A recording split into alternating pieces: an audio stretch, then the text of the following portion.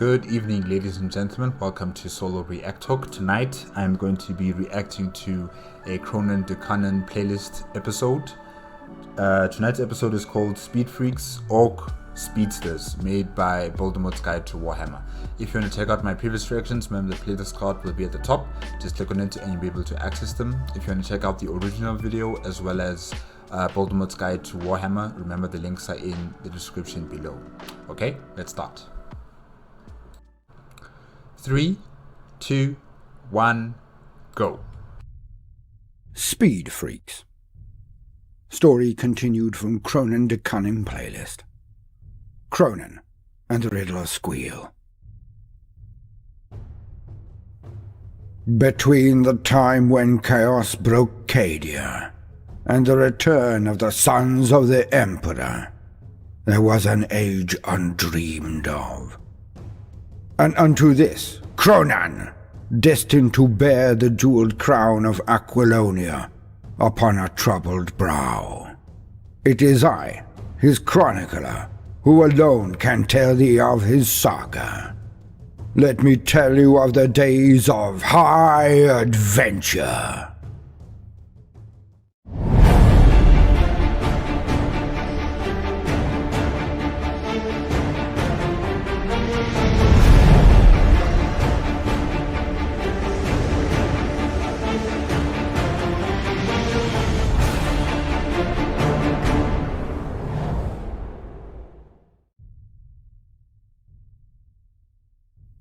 Last time on Kronan Da Kunnin.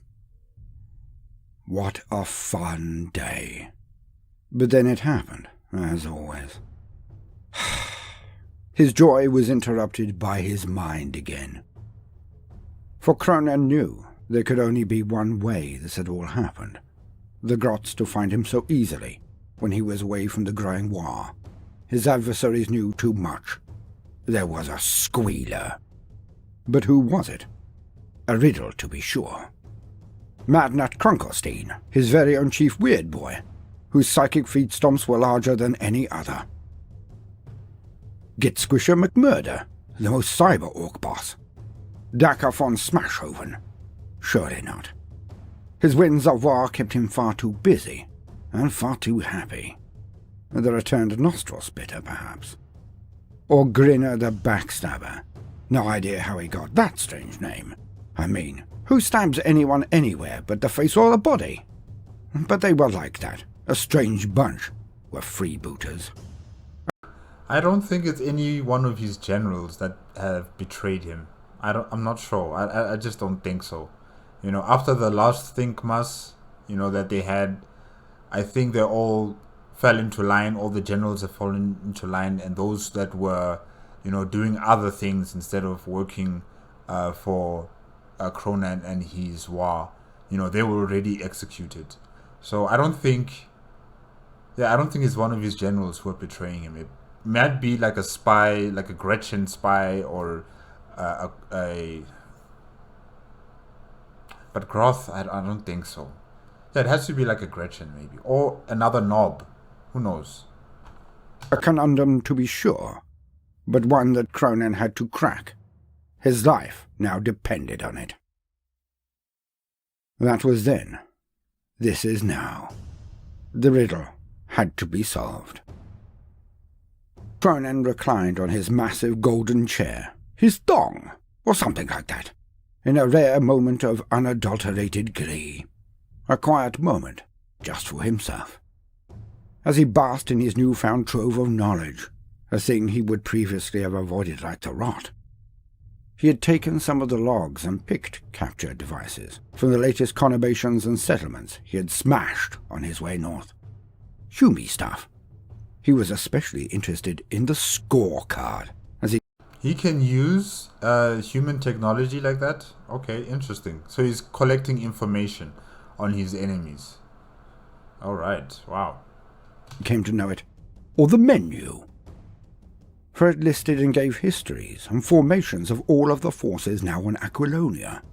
Of course, he knew of all of these by now, but also across the sector and beyond. A dazzling myriad, and what a treasure trove it was. White-haired, slim, short Marines, with pointy noses and elder-like features, yet still in power armour. Still Marines, surely. The regiments, or flavours, as Kronan liked to call them, of Imperial Guard, the Anal Mini-Tantrum, or something like that. The metallic ones, with mech boys as actual bosses. Humans were so weird. And of course, the Space Marines, the DPR starters. He longed for them to come back. The DPR starters? What? Oh gosh. Force. He had even espied a new life goal. For the Marines came in different flavours as well. They had cultures and tribes and everything. Kronan had always suspected that they had more orc in them than Humi. I think all of these flavors, I think you could see them like ice cream. Yeah. The Astra Militarum are like ice cream cones and, just the top of ice cream on it. And then the Astartes are like ice cream tubs, like 5-liter tubs of ice cream. Yeah. Different flavors, different textures. There'll be some that are just bland, and then there'll be some that will be very delicious. And, the orcs would want something like that to consume almost every single day. So, yeah. But now he basked in a newfound thought, goal, dream, raison d'etre. It was not just to spread the word of the gods, to be their vessel of cunning. They had shown him the way. Or at least he had hoped they had. Because if it came down to a choice between their good works and this succulent opportunity, Kronan was not sure his faith could hold. Because he had discovered that they were not just Nob Marines, better, bigger, harder ones. The Prim Anus Marines, or something like that. There were also black-clad ones that claimed to slay orcs. Death Watch. He liked the idea of fighting them. But his jaw had dropped, and he had seen the light in this last and most precious of entries on his vista of Crumpin. For these ones wore the shiniest armour. They wielded huge spears with bolters on them. They were gold collector edition Space Marines, called Kutsoders, or something like that. But despite their silly name, these were definitely the ones he wanted most. Yeah, if you want them, you have to work hard for them to notice you. To get their attention, you need to really work hard and keep winning against the Imperium of Man. And I'm sure, they will send a few of them to come and deal with you personally. So reach for that dream, Kronan. Reach for it. I'm sure you can attain it very, very soon. Yeah. They were the best, and did he not deserve the best? But he knew he would have to earn it, would have to work his way through all of the other colours and flavours, before they even let him near the gold ones. And it inflamed an already roaring fire of ambition. His war was not just spiritual, not just a work of the gods. It was now a journey of personal discovery and accomplishment, betterment and improvement. He would be the orc that collected the gold ones, the Kutsoders. Oh, yes, he would. So much variety, he had never dared hope that such could exist. Well, he would have said that, if he had ever previously hoped, or ever really thrown his perspective into anything more than the next 5 minutes back then. The early couple of years, when life was simpler, and he was not yet infected with destiny, caught in the snare of the prophet, had not begun on the path the gods had placed before him. Then, he did not know the dark and terrible ways of cunning. Nor was he so blasted by the ravages of thinking, and the mental scarring that led to the near constant danger of ideas. Yet this was one element of the ways of cunning that he did not mind. The anticipation could be vexing. He would certainly not have endured it before. But he had grown. He was no youth taking the teeth from his first kill, or any passing Grottos knot. He was a big boss of orcs now. Not one tribe, not one clan, but a vast and populous people. Yes, he has grown this war into something amazing, on Aqualonia. And with every victory, he also becomes bigger and stronger, just like his war. He had a duty now. To those people. To their needs. But luckily, their needs were in great harmony with his own. For was he not the most orky orc there? Yet still an orc. He understood his people. They had 3 main aims, all requiring to be met in abundance for the war to stay alive.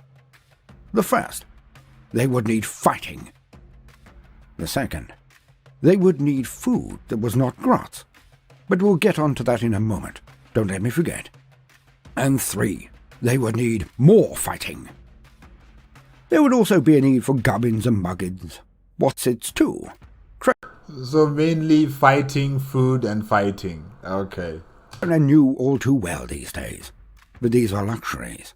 Could be done without at a pinch, if the main 3 needs were met. For the controversy had its roots in the recent past, and the controversy over the consumption of grots had become something of an oddity unto itself.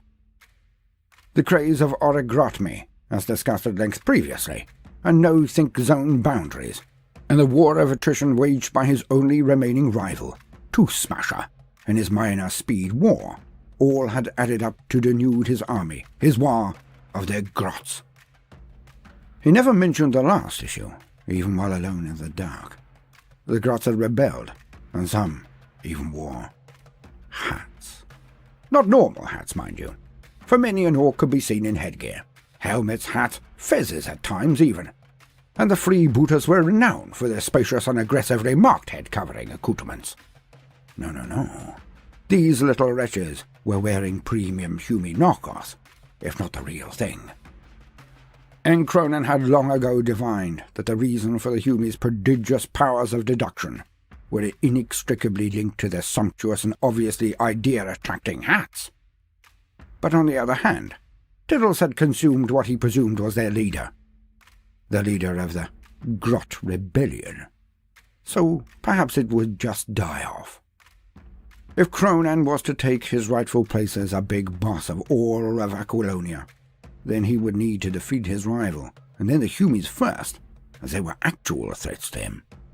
But he knew deep down that on the day that he had the head of the leader of the Humis on a pike, he would then task his boys with the systematic hunting down and slaughtering of every last one of the so-called Grot Rebellion. How many grots are really in rebellion currently? I mean, I thought he'd finished them off, especially the ones with the commissar hats. I thought it was done, but I guess there's still a lot more of these grots. Sorry guys, there's a mosquito here. Ugh, I want to kill it. Anyways, yes. It seems like there's still a lot more grots, acting in rebellion. And we have grots that are being killed off by Tooth Smasher, meaning the population of grots across the planet are plummeting. And, yes, Kronan needs these guys to have a thinkmas and, to formulate plans and to use his cunning abilities. So, yeah, it's a bit of a situation. But I agree that he has to deal with Tooth Smasher first, and then the Humis, and then deal with the groths. But quite literally, he had bigger fish to fry today. And there were few bigger fish than the catch of the day. In his last mighty cogitation, he decided 3 things, as 3 was most definitely now Kronan's favourite number. It was elegant and efficient, the number 3. It showed he could indeed count beyond 2, could conceptualize the worth and quantity of an abstract such as a number. Yet he rarely went beyond that point.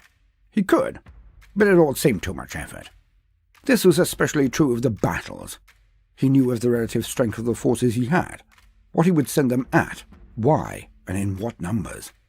He understood numbers now, and that terrified all around him.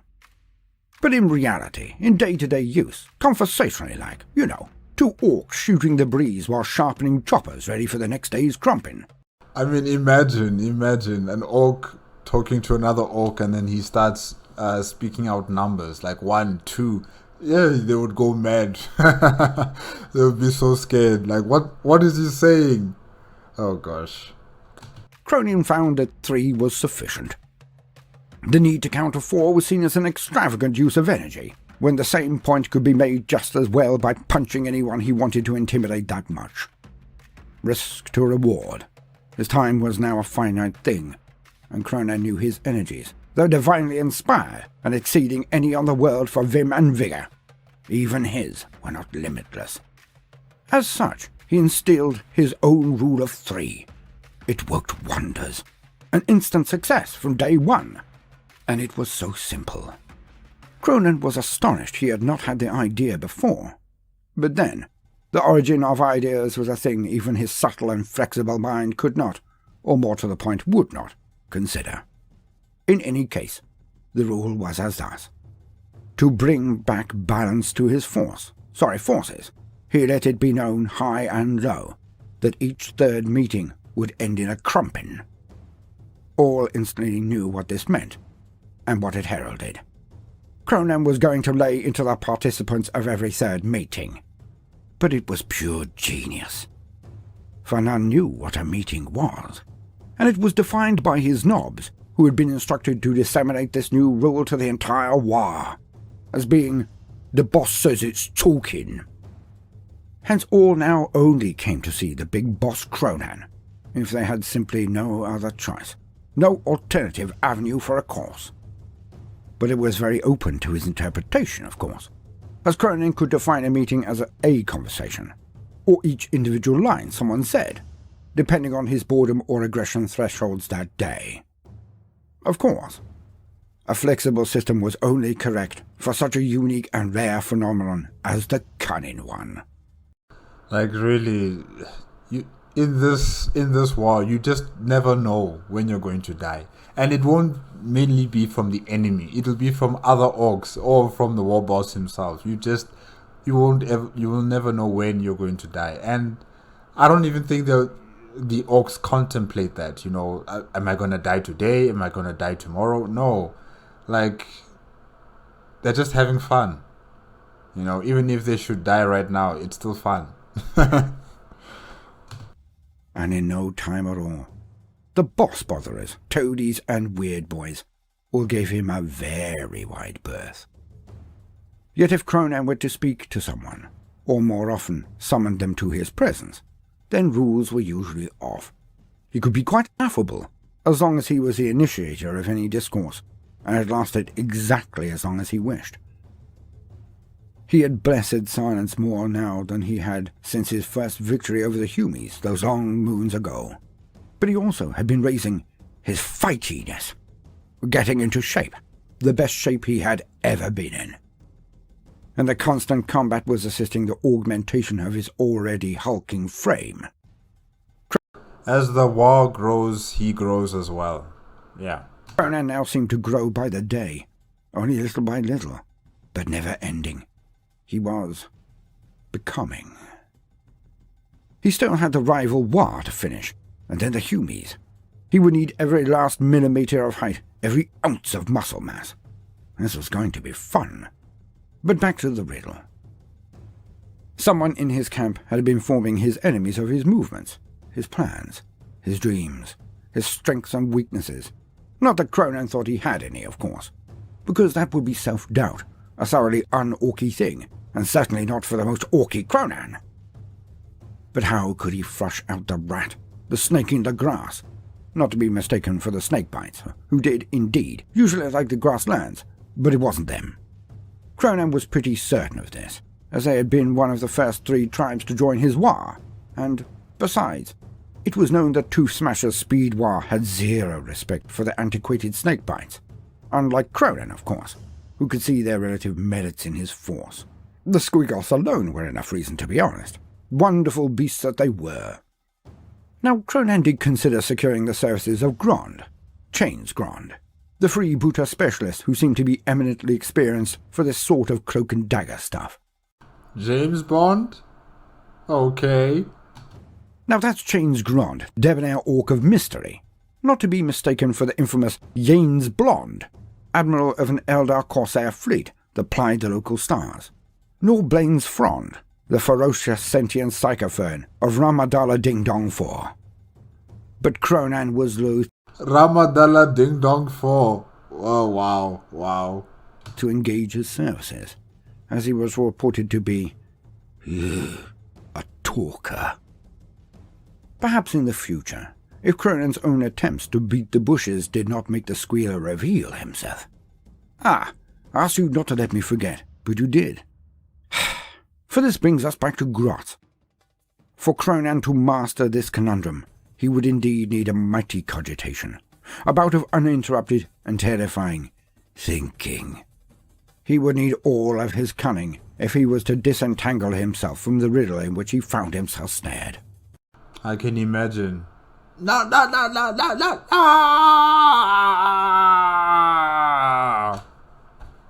The identity of the squealer, the riddle of Squeal. Now Two Smasher, his rival, had been reaving across the north and central plains of Aquilonia. His remit seemed to be recruiting as many mobs as possible, but also to slay as many grots as he could, to denude the world of the most fundamental element of Kronan's mystic process, the use of thinking grots. No grots, no thinking. Perhaps Two Smasher had some small smattering of the touch of the gods himself, as this could very well be construed as nothing but cunning. But Kronan knew that this upstart tryhard did not know the ways of cunning, for Kronan was pretty much certain that Two Smasher would have forgotten the most important part, the hat. And thus it was, the lack of grots had been a real issue, and Kronan had to react with some of the most un-orky rules he had ever heard. Rule the first, no eating grots, unless there were no squigs left that day. Rule the second, no think zones were to be marked by the skulls of humies, who undeniably did the most thinking, instead of lines of decomposing grots. Now these diktats did not go down well initially, or later on actually, but there was little real kerfuffle later, due to Kronan's way of enforcing his edicts. These great rulings were declared to be a stopgap action, and never intended to be permanent, of course, and that Kronan would release these strictures at the cessation of the battles on Aquilonia. In fact, even earlier than that. Kronan let it be known he would revoke these emergency rules as soon as he had crumped Two Smasher and the Speed War was absorbed into the only real Orky force, the Cunning War. But Kronan had been ready for said potential kerfuffle, for he sent out his mighty guard, his nobs and mega-nobs. He had not gathered them all in one place for a long moon now, so he was actually quite surprised at how much they had grown. Not only in size, of course, for they seemed to be almost matching Kronan's own consistent growth. They now towered over the nobs of other bosses, but also in number. Kronan had fleeting recollections of the many times he had been asked by this or that mega-nob if this one or that one could be given a place in his guard. When he saw the mega armor and sizes, the trophies, he would always just nod. Unless there were two candidates, of course, in which case he would have them fight for the place, using the teeth of the loser to buy muggins to befit the new station. The loser's head to be added to the pile, of course.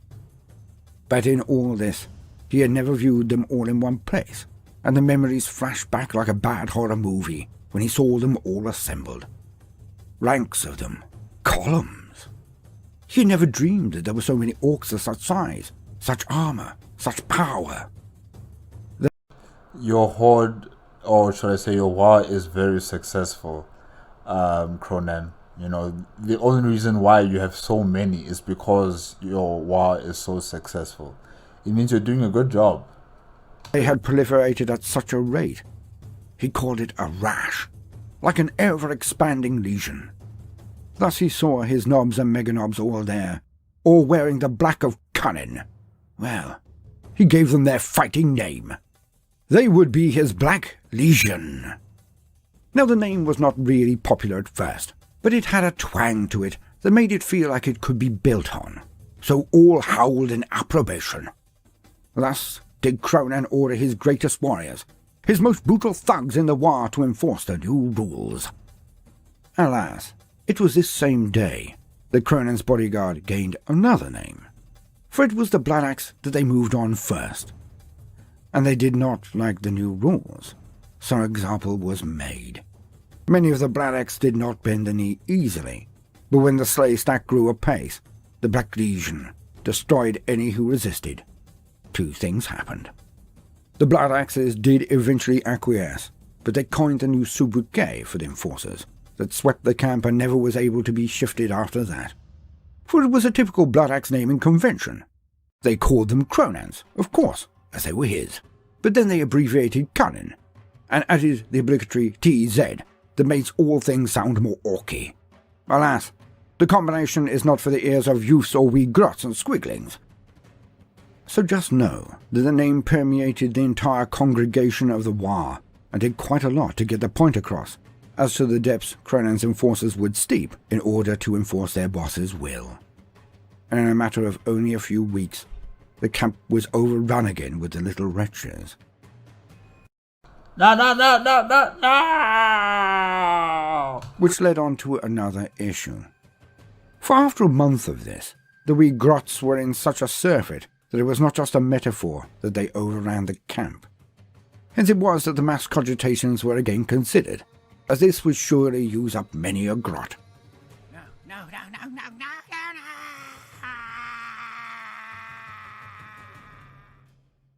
But this has not proven a popular idea with either of the no-think zoners, nor with Kronan actually, so its proposal was summarily executed. So a strange situation arose, where it was utterly rebellious to eat grots for the vast majority of the time, which had caused no small amount of resentment, but that the number of grots could be controlled, their place reminded to them, and the pent-up frustration of the orcs to be released. For Kronan enacted random feast days, where it was perfectly permissible, nay encouraged, to gorge on the little horrors. But Kronan had ever been more cunning and had his runt herds caged off enough to ensure a return to numbers, along with the constant flow of them from the very soils of Aquilonia, of course. And thus was harmony regained. Enough grots for his uses, the health of the camp and the war, but they were certainly kept in their place. Yeah, it seems like Kronan's, management style is working well for him. He has managed to replenish the population of Groths and use them for his Thinkmas again, and also for food.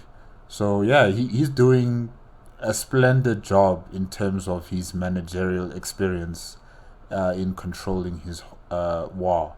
And now, I'm assuming we are heading for Tooth Smasher to defeat him, and hopefully he'll still also be able to find the people who are spying on him and relaying all the information to Tooth Smasher and their war. What are they called again? I think Speed War? Yeah.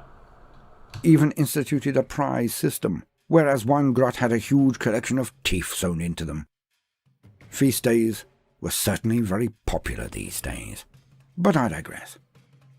Kronan's mighty cogitation had availed him the cunning to deal with this event without the use of chains grand. He felt confident of this, and thus did he weave his web, the ideas flowing into his mind like flies in a pile of poo. And he was ready. 2 stones, 1 bird. Wait a second. Perhaps that was 2 birds and 1 stone. Kronan was not certain. What he was certain of was that he had just come up with a stonking plan. Story continued throughout the entry. Welcome, gentle listener. I am Baldermort, your faithful servant, and I wish to introduce you to the forces and factions of the Warhammer 40k setting, the grim darkness of the far future, where there is no time for peace, there is only time for war. And today, we continue our delve into the greenskins, the orcs. For they are a fun and fascinating set of hooligans. It is almost impossible not to adore them. And they are one of the most unique elements in all of Warhammer, which I bet you never would have considered before.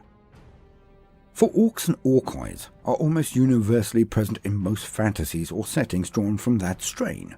From Tolkien to online wonderful other worlds, we see them almost everywhere. Yet in Yeah, like the most prominent orcs, right, that I know of are the ones from Lord of the Rings, the ones from World of Warcraft, and of course Warhammer 40k. I know there are other orcs from other fantasy novels and TV shows and stuff like that, but really the most prominent ones, the most famous, the most well known that I know are the orcs from Warhammer, Warcraft, and Lord of the Rings. Yes, they are different, you know. In terms of Warcraft and Warhammer, you know, their orcs are all green. While in terms of the Warhammer side, they are genetically made that way. And in terms of the Warcraft side, they drank the blood of a demon that turned them green and, you know, made them much more powerful and vicious. And then the orcs from Lord of the Rings, I'm not entirely sure how they were made, but, you know, they are said to be humans and elves that have been transformed into orcs. So, yeah. And they're not green. They're not green like the orcs from the other universes. They are of different types of colors, I think. Yeah. And they look much more disfigured, much more hideous looking compared to the orcs from Warhammer 40k and World of Warcraft, I think. Because I remember from Lord of the Rings, The Return of the King, how the orcs looked there. Like, there was even one that had like cancer or something. I don't know. Like, he only had one arm operating, while the other one was disfigured and, you know, clutched through his chest, you know, and he had some sort of growth happening on his face. And there were other orcs that just didn't look healthy, if I can say that. Yeah. So the orcs from Lord of the Rings are far more nasty looking compared to the Warhammer 40k and the World of Warcraft orcs. Yeah. my opinion, the orcs of the Grim Darkness are far more fun and far more developed than near any other strain of this archetype that I have ever witnessed thus far. Yet all of this aside, they are unique in the Grim Darkness, as they are simply not grimdark at all. Now some may screech and tear their clothes in an eastern lamentation at the prospect of anything not being fully drenched in misery and nihilism, but I can attest that so much of the setting is actually very hopeful. This allows the grim dark to be grimmer and darker, because there is light. Yet in the orc we see the utter tonic to all of the doom and gloom, the navel-gazing and the heart-wrenching, misty-eyed nostalgia for Paradise Lost. For the orcs are utterly incorrigible, and their entire reason to exist is to be in exactly this setting. They are the right race, in the right place, at the right time. And they love it. In fact, if you asked any orc what would improve their day, then more war, more fighting, more killing and burning would be their instant and unanimous decree. But this is also reflected so well in their lore, the entire justification for their inclusion in the setting. Their root conceptual genesis as twisted elves, broken and reforged in the shadowy pits of Thangorodrim, unable to do aught but burn and destroy out of spite and hate, mostly often a reflection of their own self-loathing, has been well and truly left in the past.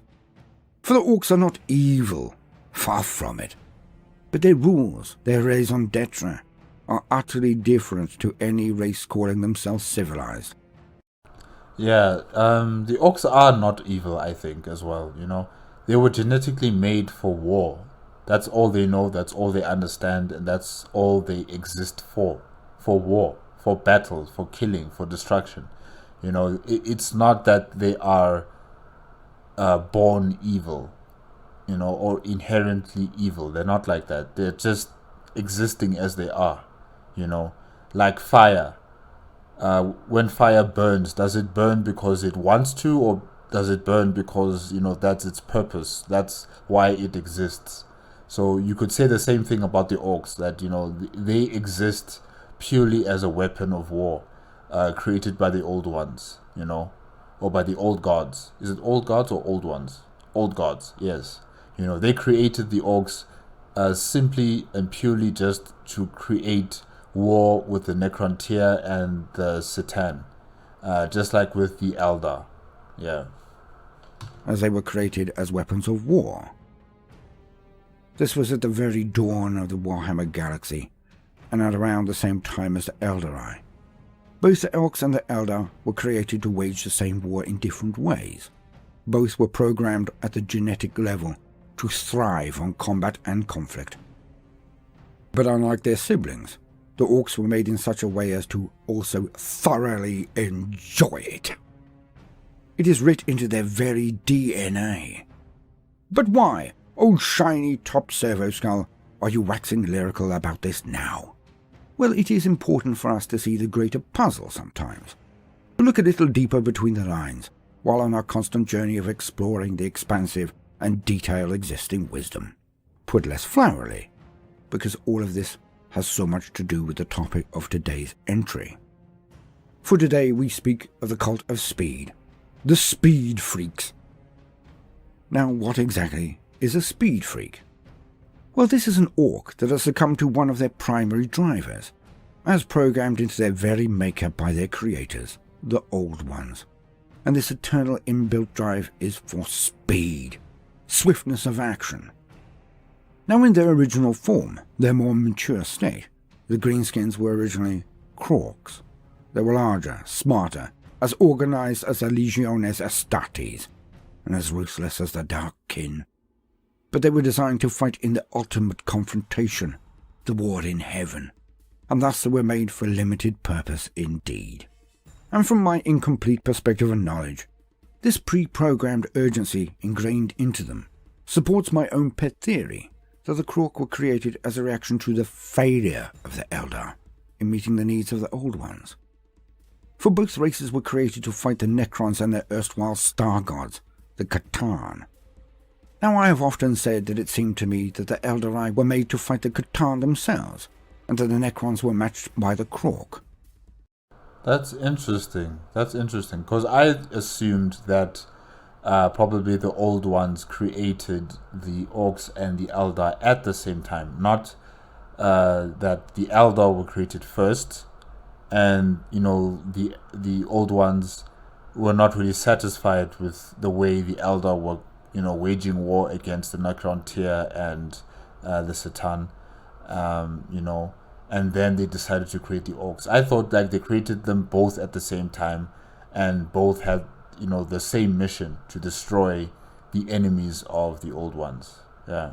But the inbuilt need for urgency, for speed in all things, the restlessness and need for constant war that is fundamental part of all Orcs, the ancestors of the superior Krork, this shows me a desperation for action and assistance.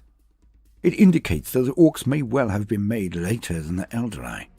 Also, because the only fragments of information that we have that pertain to the war in heaven and the actions of the Old Ones implies that they attempted to guide and augment the Eldari, and that over time they lost the loyalty and respect of their vat-grown children. Hence does the idea of a rather limited, energetic and almost desperate people, the Krork, come into stark relief, and a response to the languid self-obsession and ineffectual rebelliousness of the previously made Eldari. For the Krork would love their gods, their creators even until this day. For this information I shall make an entry on the Brain Boys, so this one is not so muddled. But either way, the need for action, combat and speed are all part of the Orcs' makeup. And thus is there a massive appeal to flying, racing or driving to all Orcs. It is so strong that the speed freaks simply cannot help themselves. Like a 2-year-old, offered one sweet now or two in only 60 seconds, the child will always choose that which is immediate. Thus it is with the almost naive Orcs. For any choice between faster and safer, the former always wins out. Now much is also made of the mystic properties of colour to the Orcs. For if a thing is painted in a colour, then it will take on the attributes of that colour, as it is viewed by the orcs. Hence red ones really do go faster. For the orcs have a reality-bending ability that means that if they collectively believe something to be true, that they will bend the very laws of reality and causality, and this belief will become limitedly true. Now many state that if the orcs believe that the Emperor is dead, then he will just keel over. I think sometimes too much emphasis is placed on this ability to alter reality on the Yeah, I think this ability of theirs only affect them and their technology. It doesn't really pass into other species and other civilizations and their technology. It only affects whatever they create and who they are. Yeah. quantum level. But again, this is for another time. So, for example, as the orcs believe that blue is a colour of protection and toughness, that painting something blue will protect it more. Alas, this does not always stand up to the Bolter test. But as the orcs collectively and culturally believe that the colour red makes things faster, as soon as a vehicle is painted red, faster it does indeed go. Fractionally at first, but faster. By the same token, and quite hilariously, if all of the red paint on a vehicle is covered with mud or grime or burnt off, and the red is no longer showing, then they do indeed actually slow down a tad. Fun, huh? But have no fear. As we progress, we shall discuss the colours and their connotations in more depth in separate entries. For now, just know that red means faster. Hence most of the vehicles in any speed war will be painted red. For why would one not want more speed if one were a speed freak? Now that the basics have been identified, I must state that the tale of Kronan is self-written fan fiction only, so it is not meant to be canon, just a bit of fun to highlight the lore and how it may come into play in a game or campaign of your own imagining. And it will be interdispersed amid the base lore to break it up a little, but I will attempt to time-stamp this so people can take what they want from the entry. Skip the tale if it tires, or skip the lore if you are in the minority and know all of the units and just wish a mild folly of a yarn to while away the evening after a hard day's work. I'm here for both. I'm here for the tale of Kronan Da Kunnin and the lore surrounding the orcs, so I'm okay. And so, back to the tale.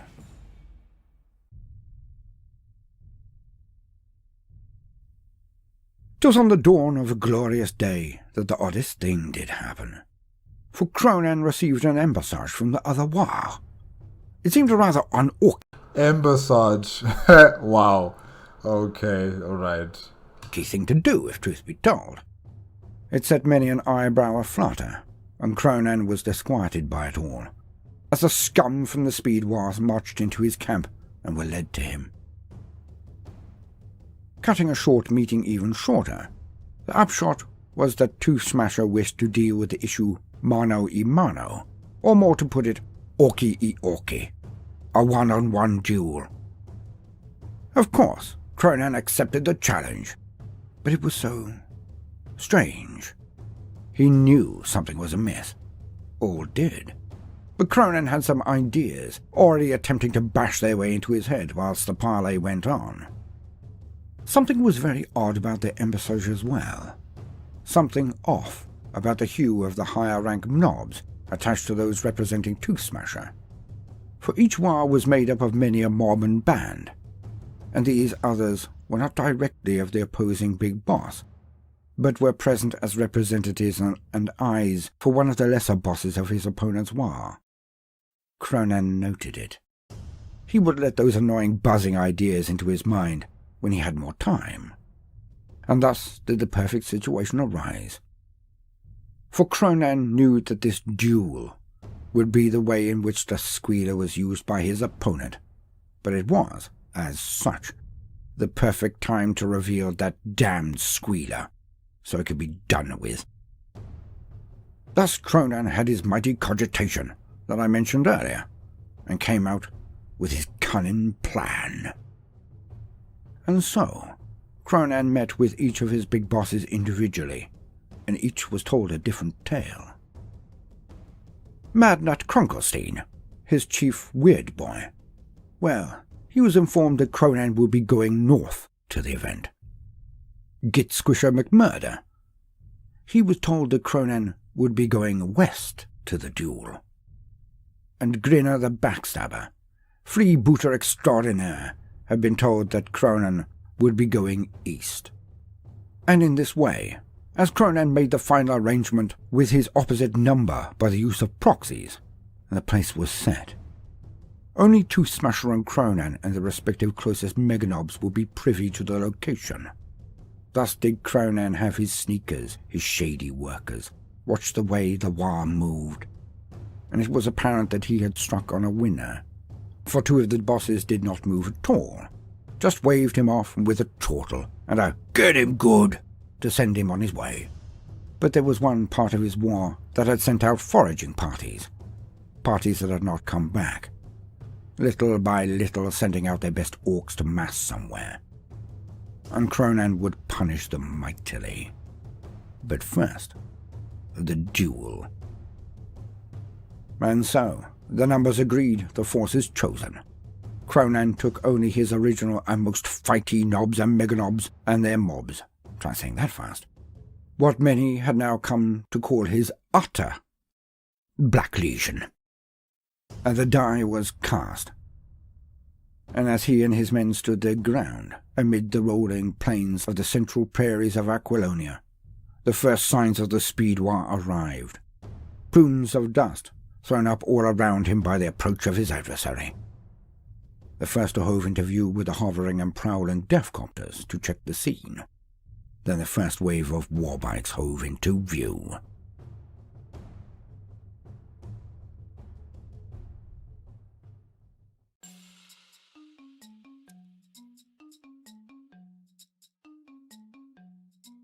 This looks interesting. It's like a rocket, supersonic rocket kind of vehicle. Or not rocket, but maybe like jet engine. Yeah. Jet engine supersonic vehicle with tractor, wheels, and looks like a motorcycle. Yeah. Wow, alright. To quote, WARBIKES and DEFFKOPTAS. The orc love of speed is nothing short of obsession. Many greenskins will take any excuse to hop aboard an overcharged and overgunned warbike or DEFFKOPTAS and go tearing off towards the enemy lines. Whether part of a larger cult of speed warband or acting as outriders for their foot-slogging brethren, these velocity-addicted maniacs run rings around the foe. WARBIKES. An orc warbike is far more than just a vehicle to its owner. A warbiker treats his personalized steed with real care, because it is not only a thing of great prestige, but also a direct conduit to the adrenaline-rich thrill of speed. Nothing short of dive-bombing the foe in a blitzer bomber can compare to the raw excitement of hurtling towards the enemy on a bike with all guns blazing. This is why so many speed freaks and evil sons are warbikers. The warbike is a single-seater attack bike armed with Dakka guns, massive rapid-firing armaments that spray ragged bursts of armored-piercing shells with every pull of the trigger. Of course, fixing such devastating weaponry onto a bike poses a few problems, not least of which is the tendency for the vehicle to buck and spin wildly out of control when the guns are fired. The orcs find that this only adds to the appeal of the bike, making it more exciting to ride. Indeed, warbikers are so reckless that they will even let go of the handlebars when careening into the enemy, better allowing them to lay about themselves with slugger, choppers, and improvised weapons. Warbikers typically have a specific set to their features, especially after a really good battle. Their lips are drawn back in an ecstatic, toothy grin, and their bloodshot and unfocused eyes are opened frighteningly wide. They often seem to shake for a good hour or two after leaving the saddle, for suspension is unheard of in orc vehicles. Even in times of relative peace, Warbikers have a tendency to let loose the occasional whoop or cackle as they relive their glorious charges into the ranks of the foe. Warbikers function as outriders and shock troopers for the main horde. The pile of exhaust fumes thrown up by their vehicles helps obscure their advance, giving them a measure of protection from enemy guns. And I also think it increases that fear factor of the warbikes, you know, because if you were like in a defensive position and you would see in the distance these warbikes coming closer to you and creating all of this dust and smoke, you know, and you would hear the bikes making their noise as they're coming closer and closer, that would cause fear in anyone who's defending some sort of position or a city or something like that. You know, as they come closer, they're creating all of this storm behind them. You know, they bring the storm to the battle, if I can say that. Whether it's the particles in the air or it's the sound of the vehicles as they're coming in, you know. So yeah, that fear factor is also created as they coming towards their enemies with their bikes. Some warbiker tribes have even been known to use controlled skids to communicate messages back to their fellows by sending up clouds of dust. The Flaming Skull tribe go one step further and are allegedly able to synchronize the skids of their bikes so precisely that when the enemy aircraft pass over, they are greeted by trails of oily smoke and dust that spell out Zogoff. WARBIKES Gutsmech. WARBIKES Gutsmech, creator of the fabled Bike of the Apocalypse, is said to be the greatest orc warbiker of them all. A greenskin legend tells of how WARBIKES was accused of cheating when he won the race of the Burning Wheels, and how he leveled his tribe's settlement with his Dakka cannons in response, before roaring off in disgust. From that day forth, or so the story goes, he has roamed the stars as a deadly warbiker for hire. It is said that what began as aimless wandering has taken on overtones of a holy pilgrimage. More speed freaks flock to WARBIKES' banner with every battle and race he wins.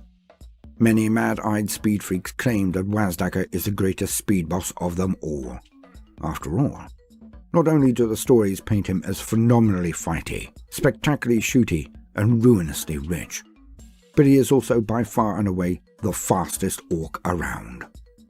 The devotees of Gutsmech claim that he will lead a smoke-belching and unstoppable war from one end of space to the other.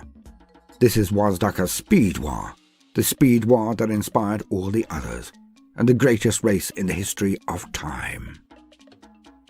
Most orcs have heard of WARBIKES Gutsmech, for his legend has spread throughout their tribes from one orc empire to the next.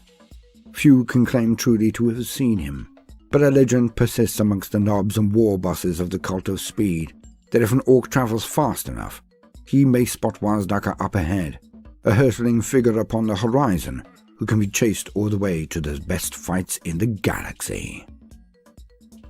That's cool. That's very cool. Nice little folklore for the orcs there, you know, especially for those who are, speed freaks. You know, the faster you guys go with your bikes, the closer you will get to the founding father of, this tradition of making these bikes and riding fast. Yeah. DEFFKOPTAS. DEFFKOPTAS are the lunatic inventions of mechs obsessed with flight. Each DEFFKOPTER is a single-seater attack craft that has a set of whirring motors mounted above the pilot's head and a jet booster at the rear. The rotors hold the DEFFKOPTER aloft as the booster sends it screaming across the battlefield in the general direction of the enemy, its underslung weapon spitting death. There have been countless instances of orc mechs trying to master flight, but only a tiny fraction of them achieve anything more than a spectacularly entertaining disaster. Still, orcs have a cheerful try-again attitude to technology, and there is never a shortage of willing test pilots among the ranks of the speed freaks. The DEFFKOPTER was the result of decades of experimentation. Truth be told, it has remained the subject of rather a lot of experimentation to this day. If there can be said to be a typical role for the DEFFKOPTER, it is as a reconnaissance vehicle. DEFFKOPTERs range ahead of the rest of the warband, locating victims for their brethren to fall upon. Once they've found an enemy force, they will, with a supreme effort, turn their copters around and head back to gather reinforcements. It is common for these returning DEFFKOPTERs to then lead a Speed Freaks contingent onto the battlefield, with the main body of the warband following their exhaust trails to the front lines. The problem with mechs is that they never make the same machine twice. Ever since the first DEFFKOPTER was pioneered, mechs have devised more and more cunning ways to turn it from bizarre conveyance to lethal weapon. Early DEFFKOPTERs were equipped with twin big shooters, but as the mechs have had their way with the DEFFKOPTER design, it is just as common to see drums of rockets at the front. I'm just trying to imagine this thing lifting off. It's not even aerodynamic in any sense of the way. It just looks like a skeletal structure of the helicopter with its rotary blades, and that's it. That's it. And somehow it flies. Wow. Yeah, these mech boys, they're doing such an amazing job here. Such is the reckless madness of the average DEFFKOPTER pilot that these ramshackle flying machines are often flown straight into enemy infantry. Noses lowered so that the vehicle's rotor wings can be used as horrifyingly brutal and spectacularly messy weapons. Like a chariot horse with its wheels having blades, and then it just rides into the enemy soldiers and chops them up on the sides. So it's something like that, similar, with the rotary blade also chopping down infantry men and women. Wow. Okay, that's crazy. Such tactics spread terror as well as bloody body parts throughout the foe's ranks, and it is a rare warrior indeed who can hold their nerve after an extremely low-flying Ork DEFFKOPTER has lopped the head off their leader with its spinning blades, while the speed freak behind the controls laughs uproariously. The main advantage of the DEFFKOPTER over the Warbike is that it can traverse absolutely any terrain. The Warbikes can attain great speed over rolling plains. The only limit to the DEFFKOPTER's theoretical velocity is the nerve of the Ork in the driving seat, as the pilot has to have a few screws loose to consider climbing into such a vehicle in the first place. This means that squadrons of DEFFKOPTERs often pass their comrades in a kind of oily blur, their pilots howling in glee as they carve a path through the skies before slamming into the ranks of the foe. Sidebar.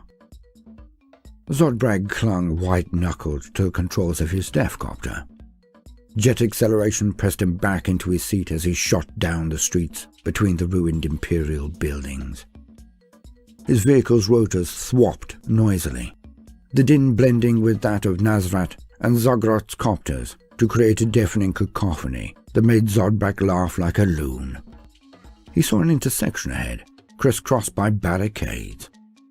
Imperial soldiers were crouched behind them, pouring fire into the Ork mobs trying to push up the street. Green-skinned bodies were sprawled amidst the rubble. Zodbrag gesticulated at the barricades, receiving toothy grins and thumbs-up gestures from Nazrat and Gersgrok in response. Leaning over his controls, Zodbrag sent his copter into a steep dive, his fellow speed freaks following close behind. Humid fire whipped around him, but the Imperials had spotted the threat far too late. Jinking madly through the hail of shots, Zodbrag squeezed his trigger and sent a volley of rockets roaring down to explode amidst the foe. More detonations followed, as his lads added their own copter's fire and blew ragged holes in the enemy's defense. As he thrummed low over the blazing Imperial position, Zodbrag glanced back and saw mobs of boys surging forward, bellowing battle cries as they poured through the breach. Now that was more like it, he thought. End quote.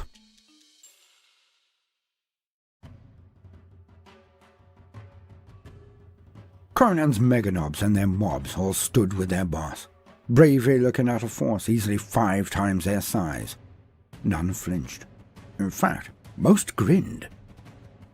They were with Kronan, and he always had a trick up his sleeve. But all secretly hoped that there was no secret card this time, no trick, no escape. They all secretly yearned for this to be a straight-up scrap, no matter the odds. The biker sprang forward and made straight for Kronan's lines, but he was ready. As the thrumming and roaring bikers closed, the ranks of the Black Legion opened, and forward came mobs and boys with heavy DRAGSTAS. Tank buster mobs they were called, and they did exactly what was said on the tin. Well, usually. But the tanks had not yet arrived, so the tank busters just contented themselves with the aperitif of these smaller morsels. DRAGSTAS was unleashed the like had not been seen since Kronan's pitched battle against the Humies. The bikers were cut down in their swathes. In less than 10 minutes, Kronan and his boys bellowed a huge victory cry as they looked out on a plain filled with twitching severed limbs, grounded bikes laying on their sides, wheels still turning and churning up the earth. The bikers were gone. As the Well done, Kronan. main force of the speed war came closer, the next wave came in swiftly. For the scream of jet engines was heard rolling across the plains. All looked up for a moment, but there was nothing above them. The clangor was coming from the jet-powered vehicles that now thrust towards his lines. Those and a line of vehicles behind, with heavy DRAGSTAS of their own. DRAGSTAS that now started to rake his own tank busters. If Kronan was honest, things could be going better. Yeah, it seems to me that things are not going so well for Kronan and his forces. Yes, they've just won this little skirmish here. However, it seems like a second attack is on its way, and I don't think they're going to be enough. You know, the knobs and the mega knobs that are with Kronan are going to be enough to defend him and attack the enemy. He needs reinforcements as soon as possible. To quote, MEGATRAKK SCRAPJETS. Ork aircraft are the terror of the skies. Darker jets hurtle through the clouds, blazing away madly at everything in their sights, be it foe, friend, or conveniently placed geographical feature, while bombers fly dangerously low over the battlefield as they look to deliver their devastating payloads. For all their brutal aggression and unbridled enthusiasm, however, many Ork flyboys lack a certain something in the fine art of not getting shot down. Yeah, they really look like the fuselage of planes, right? And they've been stuck with wheels, you know, bolted with wheels. So it's a jet engine that's, you know, working on the surface instead of in the air. And I can see the little fins where they have missiles on them. This is just crazy. Oh gosh, Orks. Accordingly, after most battles, mechs and enterprising Death Skulls can be seen securing the battered wrecks of numerous downed aircraft and hauling them away to be scrapped. Should the fuselage of such a craft be relatively intact, the more speed-crazed mechs will merrily weld onto its tracks, engines, guns, and ideally, the largest drill or cutting saw they can find. It is in this way the MEGATRAKK scrapjets are made. It is considered unwise to point out that the wreck could simply have been rebuilt into another functional aircraft. However, it could have been. I mean, look, it's still there. You just need to make it into a plane, I'm sure. Mechs do not like their work being called into question, and doing so is a quick route to a skull full of 6-inch rivets, or else an involuntary ride in the test pilot's chair. Okay, it's not a plane. Definitely it's not a plane then. MEGATRAKK scrapjets are a favorite amongst speed freaks and grounded flyboys alike. They provide rocket-propelled acceleration, impressive firepower, and the hilarious enjoyment of ramming through the enemy lines at the helm of what is essentially a giant thrust-driven drill. Better yet, all this comes for substantial... But where is the drill tip, though, you know?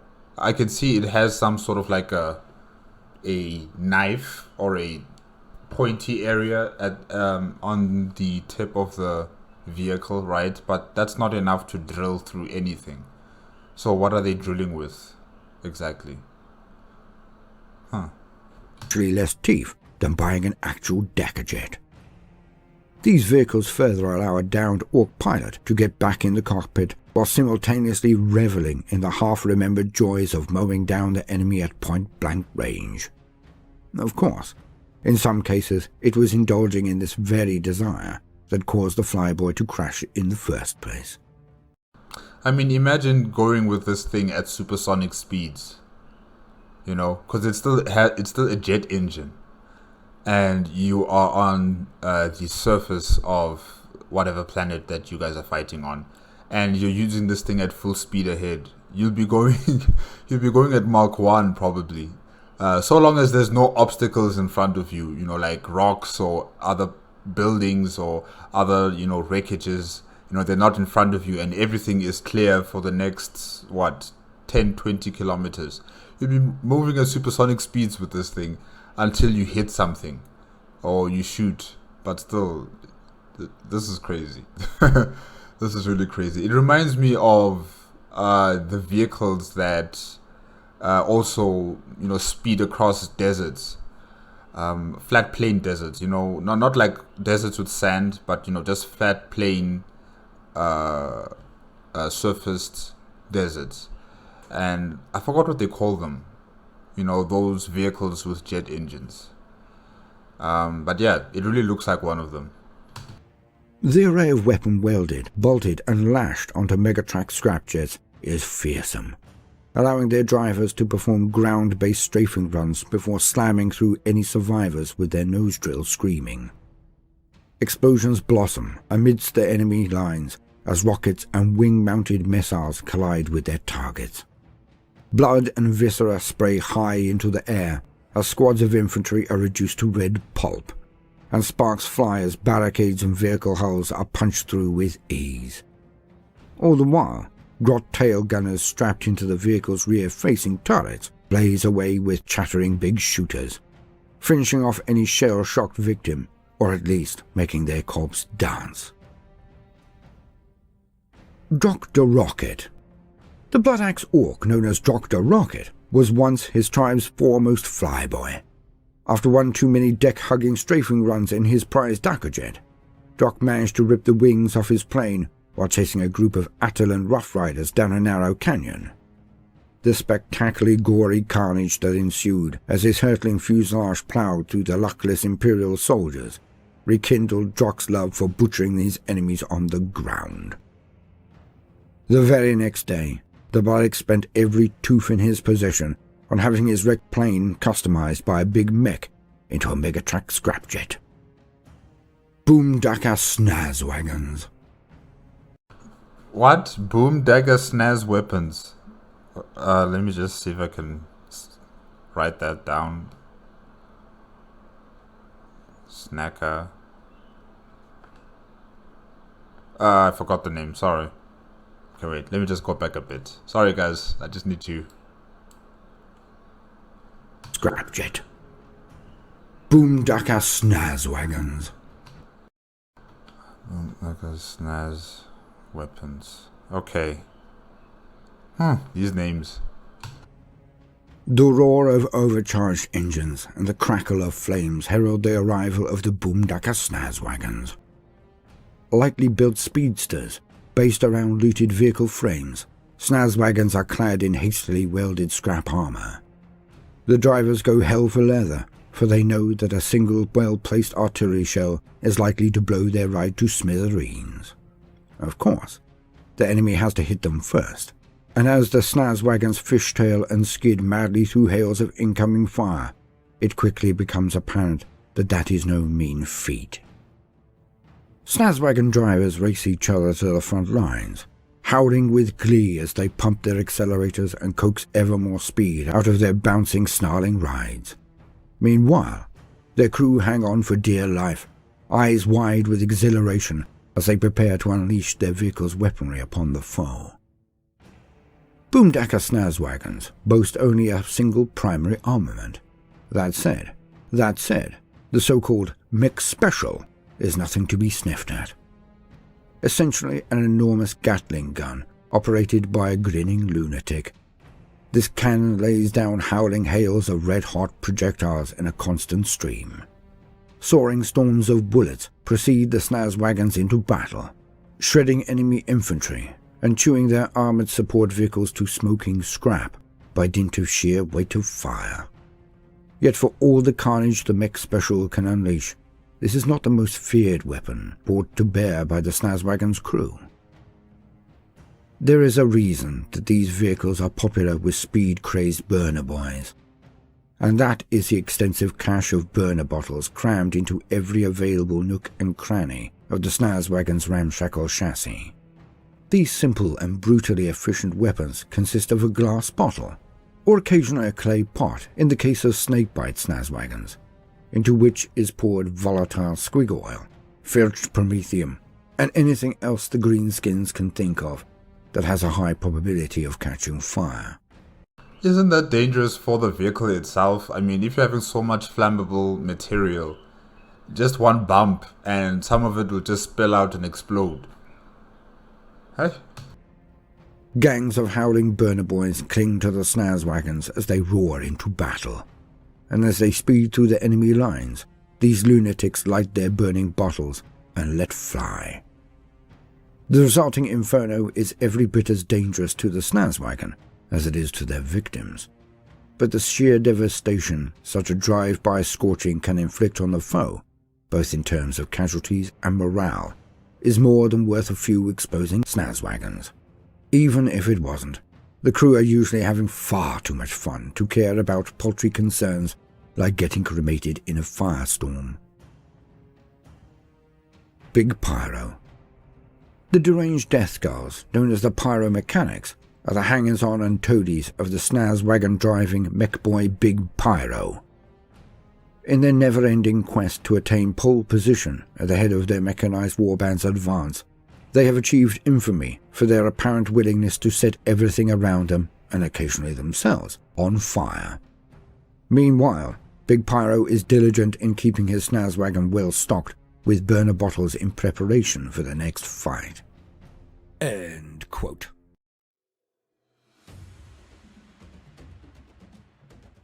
Kronan looked down the ranks, down the entire front from his position, as head and shoulders taller than any here. And it was going as well as he had thought, but certainly less well than he had hoped. For the MEGATRAKK SCRAPJETS now ploughed into his lines. Knobs were thrown hither and thither, or simply reduced to sprays of offal coming out in the wake of the devastating charges of the ground vehicles come jets. He was losing a lot of boys, as the SCRAPJETS crisscrossed his lines, going straight through them and then turning round and coming back again. He needs reinforcements. The BOOMDAKKA SNAZZWAGONs had used their considerable darker to clear away the vast majority of his tank busters, way too early in the fray for Kronan's liking. But a battle was like a twisty-turny thing, and could never be fully predicted. That was usually half the fun of them. Alas, as the SCRAPJETS created channels and gaps in his lines, they were then also driven through by the SNAZZWAGONs, whose crews now hurled their burning cocktails into his men. Fire burst amongst his ranks and devoured many a smaller Orky. Of course, the majority of the Orks who counted wore mega armor, so few of those were affected. But it was indeed carnage. As Kronan's force shrank in numbers, he motioned for the call to go out to muster and form a circle. And it worked. Well, sort of. Many were far too interested in the fun going on around them, but his elite, they took hold and gathered the best. And so it was that the SCRAPJETS were forced to run rings around them, as any who got too close now met a wall of shields, mega armor, and heavy blasts from combi weapons. Also, as the littler ones had been targeted first, the remains of his knobs were very tough indeed. The SCRAPJETS now found themselves smashed by 100 powered and chain weapons, as Kronan's remaining skilled warriors would merely open their ranks to let the jets through, then close their sides and bash them to pieces, creating tunnels of death as he had ordered. The jets were soon whittled down, and the SNAZZWAGONs dared not close now. Alas, this is when Tooth Smasher unleashed the next wave of his speed war. To quote,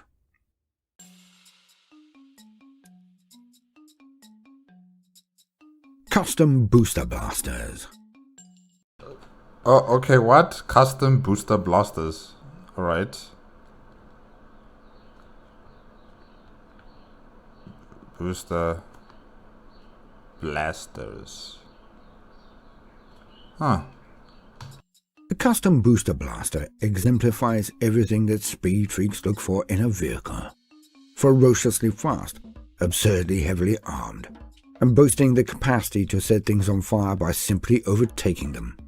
This speedster is the favored mount of those mechs for whom going fast and blowing things up has become the be-all and end-all. Such mechanics are so obsessed with being in their vehicles that they may even build themselves into the chassis, essentially becoming particularly impressive centroid cyborgs, whose legs have just happened to have been replaced by an entire war buggy. They remind me of the Imperium of Man servitors that are, connected to a vehicle. Like they chop off half of their bodies and then they connect them to some sort of vehicle and they look like super servitors. I forgot the name that they are called, but they look similar to them as well. Alright. The main weapon of the Custom Booster Blaster is an enormous turret-mounted rivet gun. This fearsome tool cannon launches heated rivets as long as a grown man's forearm, and does so at a truly impressive rate. Though not particularly accurate, the armament's weight of fire more than makes up for its imprecision, and with the heated rivets able to pierce through even power armor, this weapon has developed a dread reputation amongst those enemy forces who have encountered it. Those fortunate enough to avoid the rivet cannon's fire should not consider themselves safe. For the Booster Blaster is a swift and deadly buggy that has a vicious trick to play an enemy at point-blank range. As the Booster Blaster roars towards the enemy, its crew begin to chant, "Burn 'em! Burn 'em! Burn 'em!" Then, as the buggy roars past the foe at breakneck speed, the grot in the passenger seat pulls his fire level with an evil grin, causing the row of exhaust lining the vehicle's flanks to project tongues of flame that engulf everything nearby. So do Custom Booster Blasters leave twin paths of flame in their wake as they hurtle across the battlefield, igniting ammo caches and fuel dumps in spectacular explosive blasts. When an entire speed mob of these vehicles thunders through the enemy lines, they create a wide, fiery tail that speed freaks refer to as the Burning Highway. The Custom Booster Blaster is seen in especially large numbers when the evil suns go to battle, for it perfectly suits their way of war. Many of their warbands field multiple Booster Blaster speed mobs that race across the battlefield amidst clouds of exhaust fumes, and spearhead mass charges by Evil Sun's warbikers. Such mechanized forces steamroll everything before them amid crashing gunfire and bestial roars of glee. Lockjaw. The mangled mech boy, Lockjaw, has oil running through his veins. Hailing from the world of Scalex 6, he was a crewman aboard a great gargant until it met an explosive demise beneath the guns of a warlord titan. The gargant's destruction hurled Lockjaw through the air like a blazing comet, inadvertently fostering in him a passion for dangerous acceleration. Now wired into his booster blaster, Lockjaw mows down his victims and exults in the high-octane carnage. SHOKKJUMP Dragsters. The SHOKKJUMP Dragster combines two of the foremost triumphs of the mechanic's art: recklessly fast speedsters and deranged weaponry. It is perhaps unsurprising that it has become the most popular form of transport among the mech boys of the cult of speed. It looks like a Formula 1 vehicle, Like, literally, you'd see this on an F1 racing track without the guns and stuff like that. It has the big wheels behind it. It has the big wheels in front of, or smaller wheels, I should say, in front. And it has that fin, for aerodynamic, situations. Yeah. So it really does look like an F1 racing car. However, it also reminds me of a vehicle in Fast and the Furious, I think. I don't know, I can't remember which Fast and the Furious. I think it was 7 or 8 or 9, I can't remember. But yeah, there was a vehicle similar to this with that fin in the front. And, you know, other cars that would try to stop this car would just skid right on top of its bonnet and, you know, fly away. So yeah, it kind of looks like it. It kind of does look like it. From a purely conventional point of view, the SHOKKJUMP Dragster is a formidably armed fighting vehicle, built tough enough to withstand incoming fire and high-speed crashes alike. The vehicle boasts a frankly suicidal capacity for acceleration in a straight line. Meanwhile, its rocket launcher has the anti-armor punch to reduce vehicles of a commensurate weight class to blazing scrap, while the vehicle's vicious axle saws are useful in scything the legs out from under enemy infantry.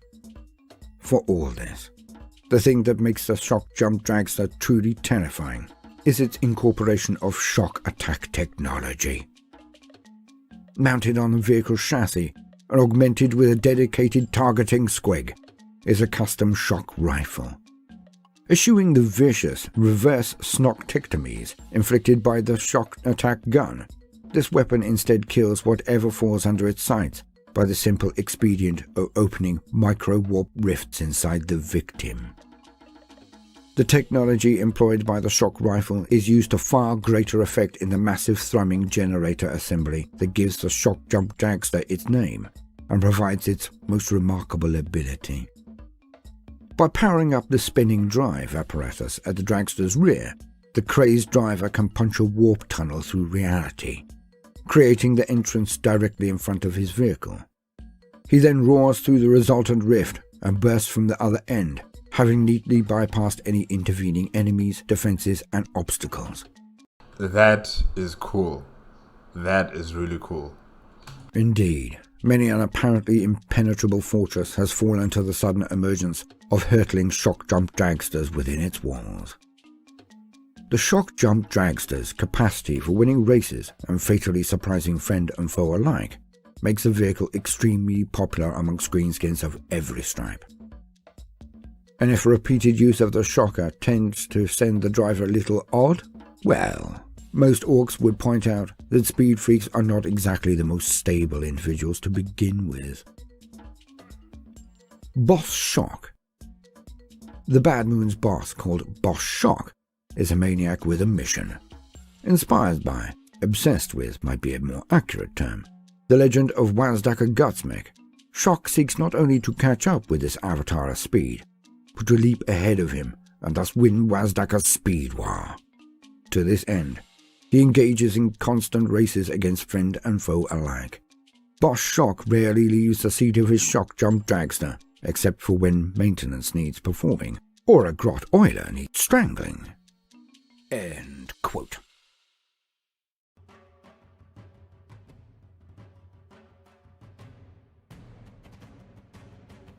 The small island of Kronan's best orcs, mostly in Megarama, stood proud on the plain, being circled by the remaining SNAZZWAGONS of the Speed War. But the dust they threw up prevented the cunning one from seeing what was coming next. For out of nowhere, great dragsters appeared amidst his lines and shot through them. There was little warning, as they did not just appear before his lines, but amongst them, out of nowhere, and then skidded and twisted around in the dust, ready to do it all over again. Guys, is Kronan going to lose this battle? Because if he is, this will be the first time that he actually loses a battle. I just hope he doesn't lose his life due to it. Because, you know, he still has his dream of fighting against the Cuts Odors. So yeah, he has to stay alive. At the same time, the circling convoy of Orky vehicles was joined by custom boom blasters that fired hot metal death at his boys. Their armored-piercing rivets smashed through the mega armor of many of his knobs, sending them hurtling back as they died. Things were certainly looking bad.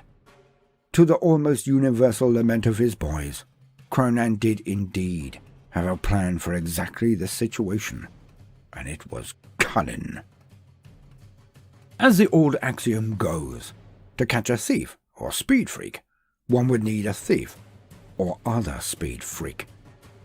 Of course, Kronan did not think of it thus, as he did not know this very human saying.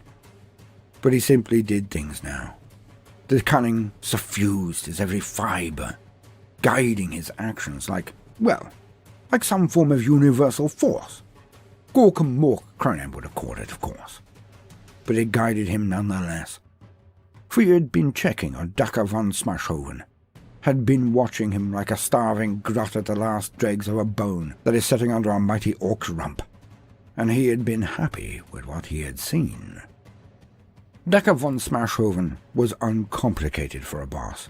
He led by example, and he had acted with honor, had executed envoys from the Speed War, had claimed he had never been happier, or had more fighting or darker since joining the cunning war. And he simply did not have the guile to lie, was how Kronan saw it. So he banked his life on this gut instinct. For if an orc cannot trust his gut, well, he may as well try growing long luscious locks and debating poetry like an elder. Yuck! And, as previous identified, what better way to beat a speed freak than to use an even speedier freak?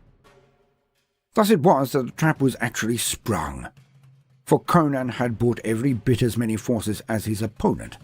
He had just hidden the vast majority of them the one place that his opponent could not, or would not, check. The skies. Kronan reached up with his weapon and fired the signal.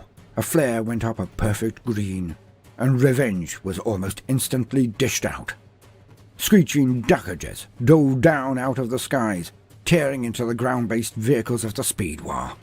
Blitzer bombers unloaded their cargoes, and entire carpets of explosions tore the ground to pieces, not only exploding on anything they hit, but destroying the planes so that the tracks or wheeled vehicles of the enemy would flounder, and then, at minimum, be overturned or stuck entirely, more often than not.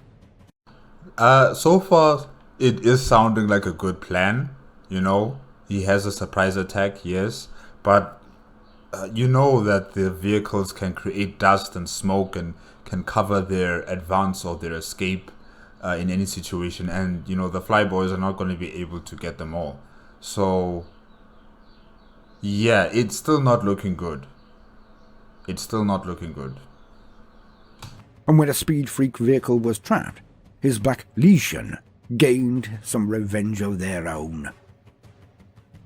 It seemed all was going Kronan's way, at last. As planned. Planned. How strange for him to be so satisfied at the results of such a disgusting habit. Yet the results... Truly Gorkamork had blessed him this day.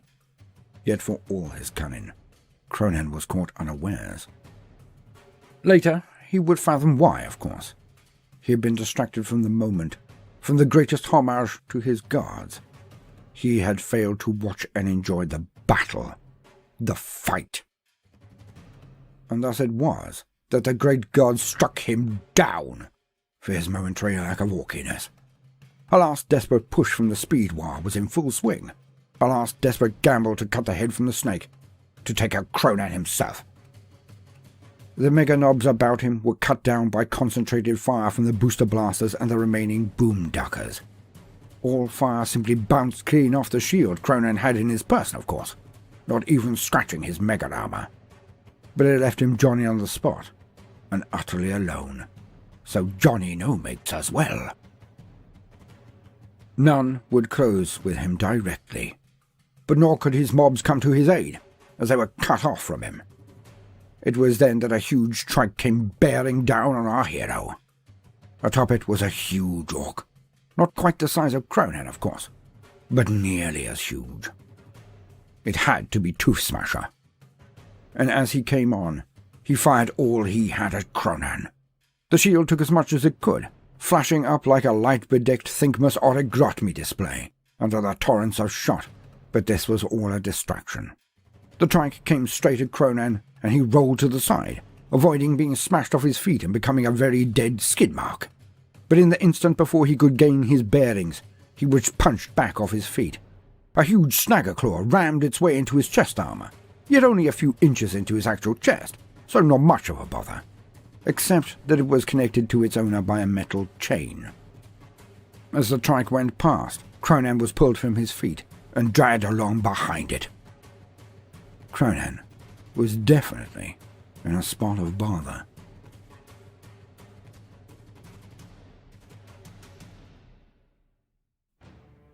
To quote, "DEFFKILLA WARTRIKES. When speed freaks hurtle into battle, they are led by the fastest and killiest boss orcs around. Some of these prefer riding to war aboard a rumbling battle wagon or truck with their entourage of burly knobs around them. Yet for the truly velocity-obsessed, nothing short of pole position will do. Such lunatic speed bosses race into the fray aboard DEFFKILLA WARTRIKES. Fast-moving fighting platforms, DEFFKILLA WARTRIKES make little concession to armor protection for their riders. After all, what boss wants to be seen cowering behind slabs of scrap iron when he should be getting stuck in? Instead, speed boss and driver both are exposed to the enemy, proving just how tough they are by braving incoming fire without so much as flinching. The outsized boomsticks wielded by the Wartrike's crew should not be underestimated. Discharged at point-blank range, these stubby weapons kick like a squiggoth, hit like a truck, and can rip an armored warrior in half with a single ragged blast. The deafening roar of boomsticks being fired is also deeply satisfying to any greenskin in earshot, for it bespeaks of some serious darker. The main danger posed by the DEFFKILLA WARTRIKE comes from its monstrous passenger.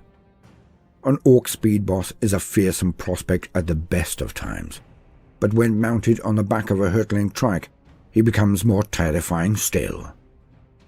With its outsized jet engine, the DEFFKILLA WARTRIKE can run down even the swiftest of prey, leaving behind a burning trail of flame that sets enemies ablaze. Wheel-size spinning, the trike rips a red path into the midst of the foe, where the bellowing speed boss quickly gets crumpin'. Sometimes a Wartrike simply plows headlong into the toughest-looking enemy formation its driver can see, at which point the speed boss lays about himself with ferocious abandon. The warriors are hurled through the air like rag dolls, lifted from their feet and head-butted to death, or smashed into the floor by the enormous orcs clubbing overhand blows. The speed boss may even be overcome by the desire to give the enemy a good kicking, leaping down into their midst and going on the rampage before hopping back aboard his ride, slathered in blood and guts. Man, this must be really fun for an orc. Oh wow. In order to fight on the move without requiring the Wartrike to slow down, many speed bosses go to battle equipped with the much-feared Snagger Claw. This piston-powered battle talon is every bit as vicious as a normal power claw, but has the additional benefit of mounting a barbed grapnel attached to a cannon and several dozen feet of heavy iron chain. This allows the boss to effectively harpoon victims as he zooms past, and either rip massive chunks out of them, or on a particularly good day, reel in his snagged victims and beat 7 shades of squig guts out of them at close quarters. Especially callous speed bosses have been known to fire their Snagger Claw into choice victims and then forget to reel them in, leaving the target being chain-hauled helplessly across the battlefield at breakneck pace. It is an abuse that few foes can long survive. Yeah, it's like a war chariot, dragging, a human being on the rough surface, if I could say it like that. They used to do that in the past, long time ago.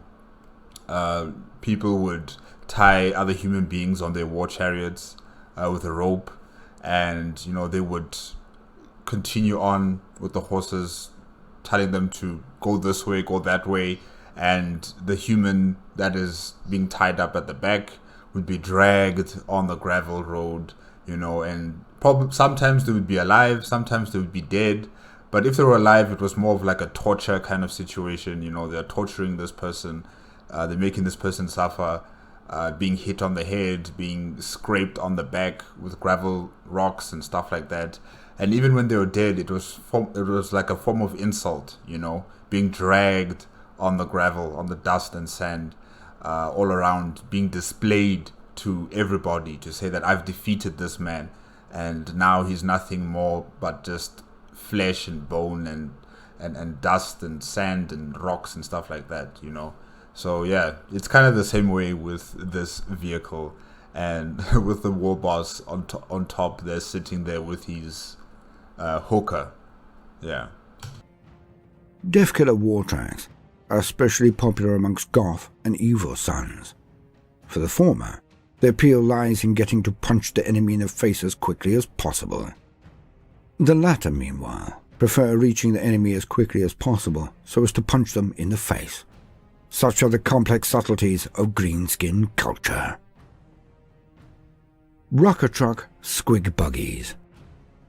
The first RUKKATRUK SQUUIGBUGGIES were invented by enterprising snakebite in order to feed speed freaks on the move. Mobile pens full of edible squigs, the vehicles kept pace with the warband's warbikers, buggies and trucks, while their grinning crews hawked their wares at the tops of their lungs. They look like, well, in South Africa we call them buckies, you know, and I think in America, I'm not sure about in Europe, they call them pickup trucks. Yeah, so they kind of look like a bucky or a pickup truck, very exposed, and you know, they have a lot of space at the back for, I don't know, for the squigs. Yeah. Once a suitable bag of teeth was slung across to them by a hungry driver or passenger, choice squigs were loaded into the RUKKATRUK squig launchers and fired into their hands, or even waiting gobs. So it's a food truck. Okay, interesting. Of the hungry customers. Legend has it that it was only after a rabid attack squig was accidentally stuffed into the launcher and fired into a luckless orc's face that the true potential of this mobile murder menagerie was realized. Nowadays, RUKKATRUK SQUUIGBUGGIES are often seen muscling their way through their fellow speed freaks as they roar towards the front lines. Easily identified by their rugged construction, the throaty roar of their engines, and the anarchic mass of squigs and orcs riding aboard them, these vehicles employ close-range living artillery to wreak havoc amongst the enemy ranks. RUKKATRUKs typically mount both a squig launcher and a heavy squig launcher. The squig launcher is orc portable, often tossed between one crewman and another in order to quickly deliver the perfect squig into the middle of an enemy squad, bunker or transport as the RUKKATRUK rides past. By comparison, the heavy squig launcher is bolted securely to the RUKKATRUK's chassis and is operated by the vehicle's leering gunner. Though some snakebite crews have been known to fire everything from buzzer squig pots and bellow-lunged screech squigs to the truly revolting and panic-inducing bowel torrent squigs. What? Ew. That's disgusting. 3 types of living ammunition are particularly common: bitey squigs, bile squigs, and boom squigs. Bitey squigs include any squiggly beast with sufficient jaws, claws, and stingers to savage the target and anything stood close by. Launched gnashing and snarling into the enemy, they latch onto the first thing they hit and do not stop chewing until they are bludgeoned, stomped, or shot to death. Bile squigs comprise any breed the crew can get hold of that squirt, spray, or vomit harmful fluids. Typically launched by the handful, these disgusting creatures squeal and thrash while madly jetting acids, lubricants, poisons, and flammable bioslop in every direction. The foe are drenched in disgusting and often harmful slime, leading to much hilarity amongst the RUKKATRUK crew as their victims slip, skid, scream in pain, burst into flames, dissolve, or worse. The boom squig is infamous for its defensive mechanism of violently exploding at the slightest provocation to warn off predators. Typically triggered by warn off predators, but you still die. Oh, okay, this squig is different though. by direct physical contact or surprisingly loud noises.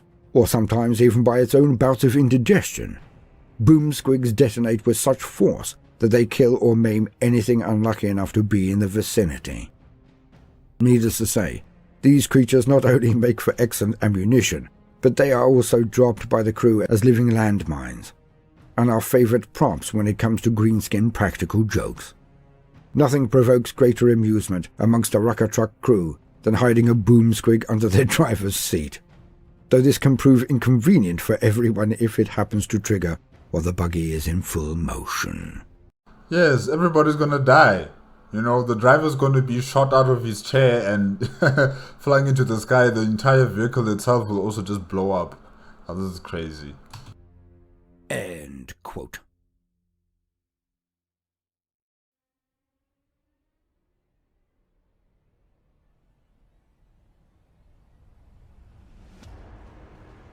The ranks of his men charged after the retreating remains of Tooth Smasher's tattered force.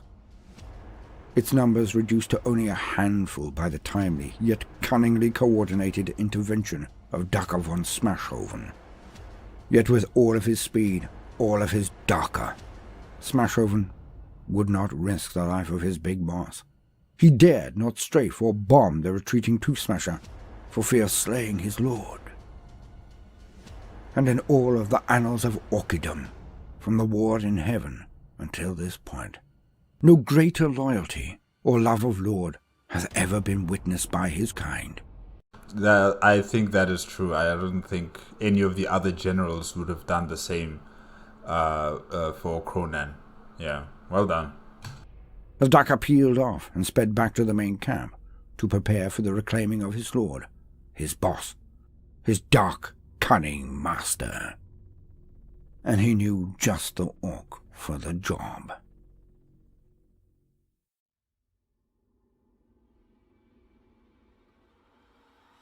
Kronan did not know how long it had been.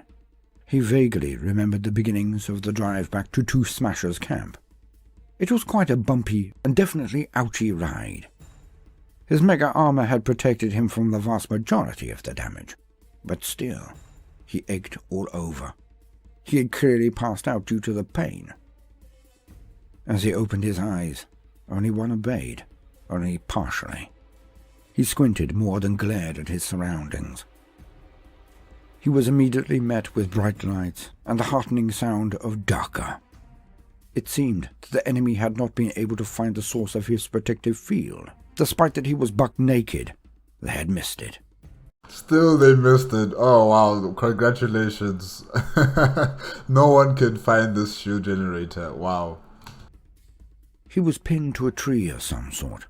What he would later find out was dubbed the Tree of Woohoo, where Tooth Smasher hung all of his best trophies. Well, until they got too pongy.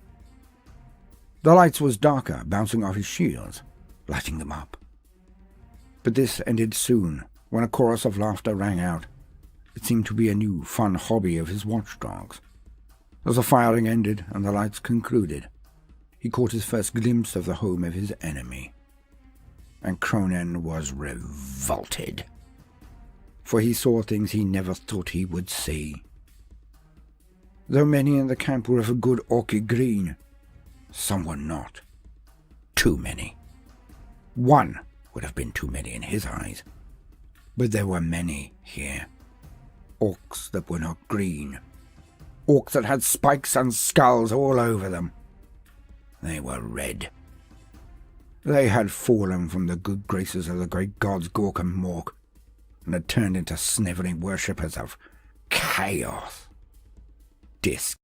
I didn't know that this could happen, you know. Orcs could also worship chaos demons, chaos gods. Yeah, this is interesting. Alright.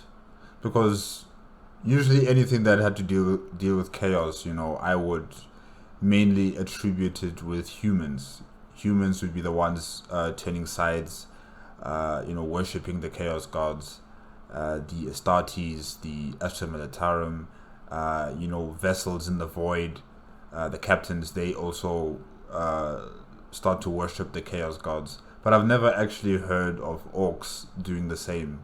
So yeah, this is interesting. And they turn red when they start worshipping the chaos gods. Okay. Disgusting. and they had been accepted by this tooth smasher, infecting his entire endeavor from top to bottom. Repulsive. Who do they worship? Khorne? Maybe? Yeah, I think maybe Khorne. I don't think any of the other Chaos Gods would suit the orcs, really. As Kronan scanned his surroundings bleakly, he was assailed by another horrific realization. He had been bested in battle, yet he was still alive. This was not right at all.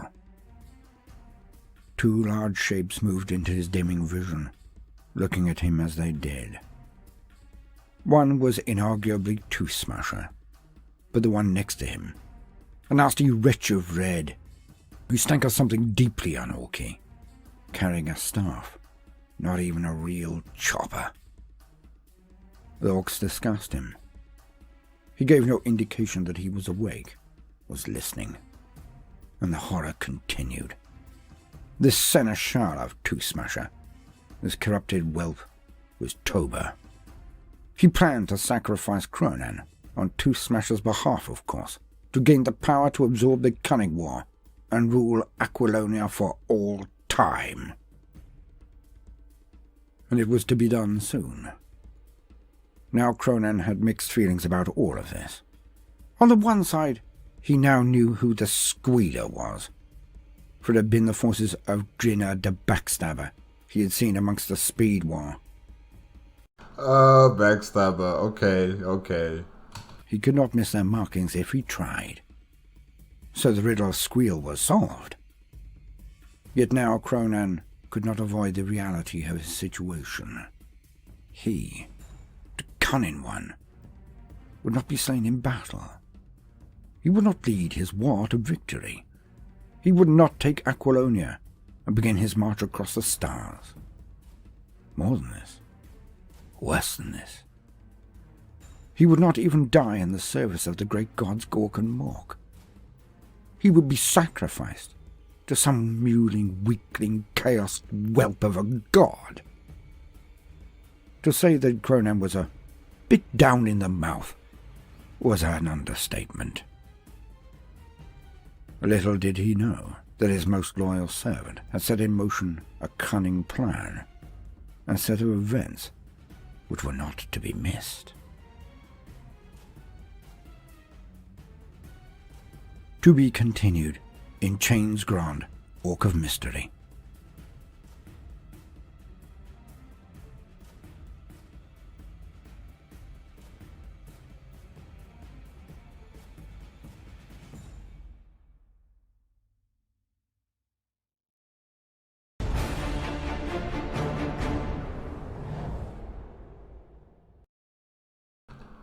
Okay, guys, that's it with Speed Freaks, ORK Speedsters, in the Kronan Da Kunnin playlists made by Baldermort's Guide to Warhammer.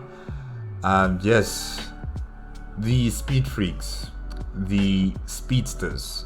Yeah, there's different variations of vehicles of all types and sorts that, you know, the orcs create to wage war against their enemies. You know, they even use the fuselage of jet planes as vehicles on the ground. That is just crazy. And, you know, they also use the squigs in different variations, you know, for explosives or food delivery. Or, you know, using them as oil for the vehicle. And yeah, it's all just crazy, and you know, safety is just zero. Like, they don't care about safety of the pilots or safety of the drivers, you know, especially with the what do they call them again, the RUKKATRUK squig boogies or buggies. Yeah, sorry, not boogies, buggies. Yeah, that contraption is just it's crazy, really. It can be a food delivery truck and a weapon of war. That is quite interesting. But yeah, like I said, there's different variations of vehicles, and even the what is it called, death choppers, also very exposed, not aerodynamic at all. They just, you know, a helicopter propeller with rocket launchers, and they can also use those propellers to decapitate their enemies or, you know, mutilate their bodies. So yeah, it's all open, it's all free for the orcs who are using these vehicles, and literally they're just having fun. They're just having fun. And now Kronan is captured by, I keep forgetting this guy's name, Tooth Smasher. Yes. He's captured by Tooth Smasher and his war, and it seems like there are chaos driven or chaos worshipping orcs in the Speed War camp, and that I find quite interesting, really, that, you know, there's some orcs that are worshipping the chaos gods instead of worshipping their own gods, because that is something that I would usually attribute to humans. You know, they are the ones who are usually the ones that are converting to worshipping the chaos gods. So this is quite different. And they turn red. Yeah, that's very interesting. And now, hopefully, Kronan's generals can save him. Hopefully, they also can formulate a cunning plan after using the goths in their own Think Mass session. You know, so hopefully their plan will be successful, so they can rescue their war boss, and the war boss himself can continue on his dream of fighting against all the flavors of the Imperium of Man until he gets to the Golden Warriors, the KUSTOMs. The KUSTOMs, you know, that's his dream, that's his mission, to reach that pinnacle, to actually fight against the Golden Warriors. So I want to see that happen. I want him to be successful. But yeah, guys, that's it for tonight. Remember, if you want to check out the original video as well as Baldermort's Guide to Warhammer, the links are in the description below. If you like my reaction, please give me a like, comment, and subscribe to my channel. Click on the notification bell if you want to be up to date with my latest videos, and I'll see you guys next week, Thursday. Okay? Good night.